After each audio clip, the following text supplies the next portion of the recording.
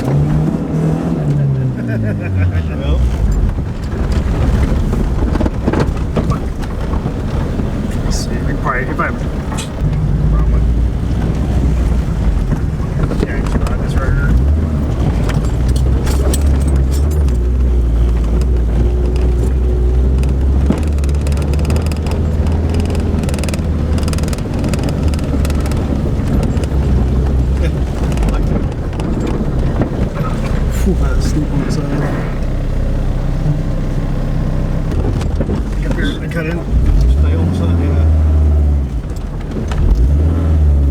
Pretty good. Go right around that little stop.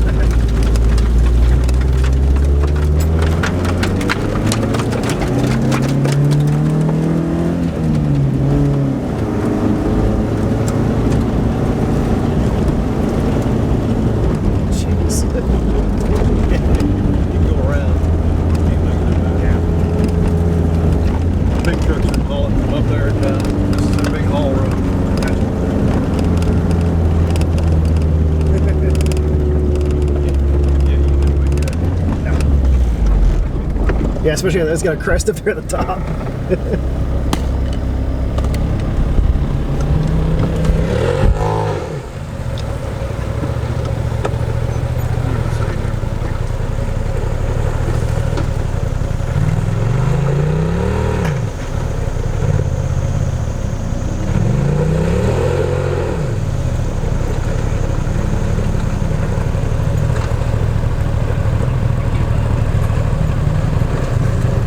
Run at it. All right.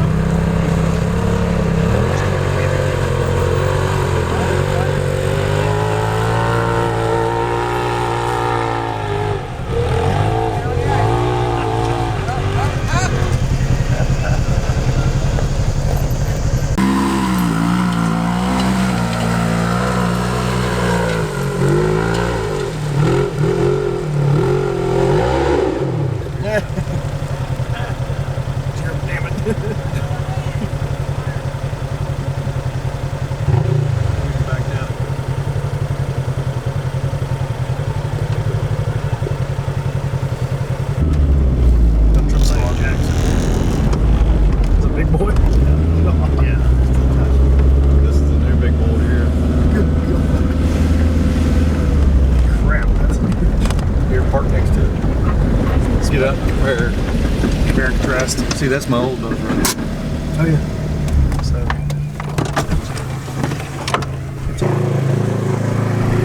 Well, we're wheeling today. We're up at the new bypass up here in Hot Springs. Look how freaking cool this place is. It's a giant freaking dozer. It's a D10. Yeah. Yeah, D10. You can see a D7 there, but look how freaking. I don't know if you can tell how big that thing is. Holy crap, it's huge. The top of the track's higher than the wagon. Yeah. You gotta climb up the track. Oh yeah, you definitely do. It's a staircase. Yeah. That's like a house that pushes mountains in the Yeah, way. that's the money that they're. Yeah, good God. That's a big old tooth. You smashed your car into metal, it would make this piece here. It make it shiny? No, it'd just make this one Oh. piece. The rest of it, you'd need some other car. Good grief.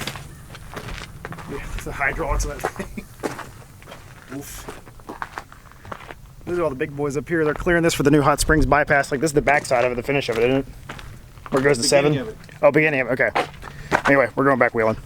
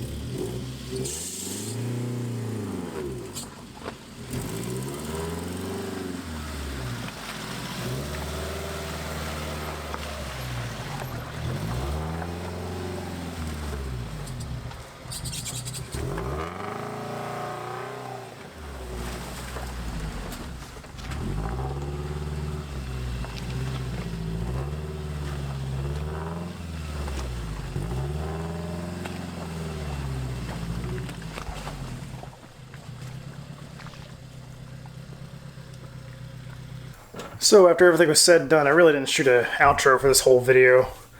The wagon shakedown didn't go quite as planned, and I really didn't explain that. I just kind of cut footage because we were trying to get out of there, and Dad had to go, and some other things popped up. But the wagon is running hot, so it's all because of this tiny, cheap radiator. And I know that I should have cheaped out, and that's what I was kind of talking about in that last video about don't cheap out, is kind of a motif of something I've been learning a little bit about. I always knew, and I always used to go by, you get what you paid for, and then you never have to worry about it again. That's why I was always way expensive with stuff. But a few things that I have cheaped out on, I'm like, a radiator's a radiator. It's coming to be not true. So the reason I have to do a half-size radiator is to fit the supercharger and to be able to run the supercharger the way I want to. With that being said, I am going to have to do something different. Maybe a dual-size, triple-core, I don't know yet. So that's on the table. I'm going to do some thinking, some contemplating. But right now I'm going to go ahead and switch my focus back to the CRX to get that thing running. It won't take much. It's just going to take a little bit of buying a few things for the fuel, getting the wiring sorted out, and then I'll be ready to run. With everything I have so far, it's almost ready to drive itself. So I'm going to go ahead and focus on that and get that knocked out because I have some sponsors riding on that. The wagon will be fine. I can still drive it, still do everything just fine, and it'll be good to go. So, some good news. My catch can idea is about half full. So my catch can is working for hill climb. So that's something good that did come from the Shakedown, something I learned. Everything else, what was happening is just on long pulls where I was full throttle or a lot of load, temperature would just spike up to like 230, and it would kick the map would kick into like a safe kind of mode, not really a limp mode, but to a point where it would cut the timing and it would lose power, and I'd be stuck on a hill to a calm down or to a cool down. So with that said, that Shakedown, did it go as planned? Yeah, absolutely. That's why we Shakedown. That's why we go out there and do these things. The wagon's been out there before and done fantastic, done awesome, and done great things that surprised me. This time, it was kind of a bummer, just because of the heat problems and a few other little things. But we're getting there. Skid plate did well. Everything else is getting there. Everything's doing really well. And now I have these. Instead of Dobson coil springs, they're actually for the CRV. They're actually a little bit of a lift to them too. There's like a 1.5 lift and something like that, and a 1.25 lift for the front and rear.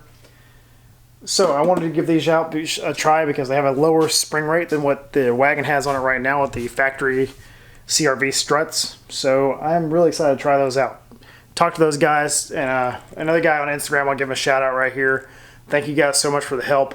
Hopefully this is going to kind of get us in the right way so we can get a little more flex out of this thing, make it a little more off-road capable, besides all the other issues we've been running into.